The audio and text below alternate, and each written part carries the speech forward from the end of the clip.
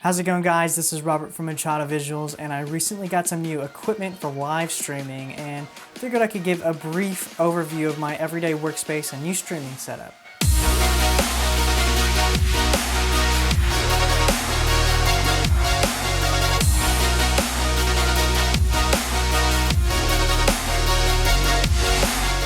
So as I was designing my office, I spent hours on our battle stations admiring the work of everyone's carefully crafted setups. Cable management is a huge deal to me, so I started planning my layout with that in mind. I chose to wall mount my monitors to keep a super clean aesthetic with no visible wires. I really wanted my workspace to revolve around collaboration, so I opted for longer desks for a wider working space, and that really allows for multiple people to work on a single project if they need to.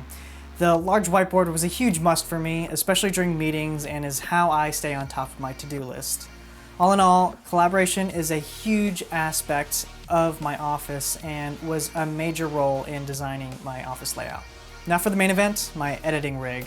This thing has super beefy specs, and I've configured it specifically for editing 4K content at full resolution without dropping frames. It can play down a fully color graded sequence without a sweat.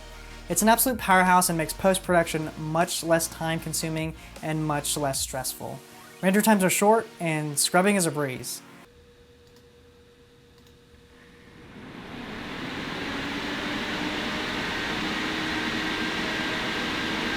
This is also what powers my live streams, outputting at an insane 1440p without dropping a single frame, even while editing. That young. In terms of the monitors, I'm using the Asus ProArt 279Qs and a Samsung ultra-wide writing on top. The color reproduction on the Samsung isn't all that great even when calibrated, so I'll probably be upgrading that at some point. The color on the Asus panels are actually pretty good, but you just have to make sure to calibrate them yourself. Asus claims to factory calibrate them before shipping, but all three show up very differently side by side. For my keyboard, I'm rocking a Corsair K70 RGB with red switches and a Logitech G600 gaming mouse. The mouse has an ton of custom function buttons and really helps me navigate through Windows or Premiere a lot more efficiently than keyboard hotkeys. For the speakers, I'm using Bose Companion 5s, and they're great. They have a surprising amount of kick and are super low profile.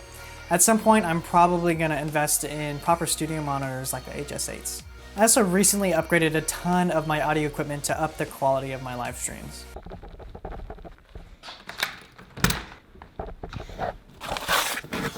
For the microphones, I went with a Rode Procaster since they're great dynamic microphones and have excellent off-axis sound rejection.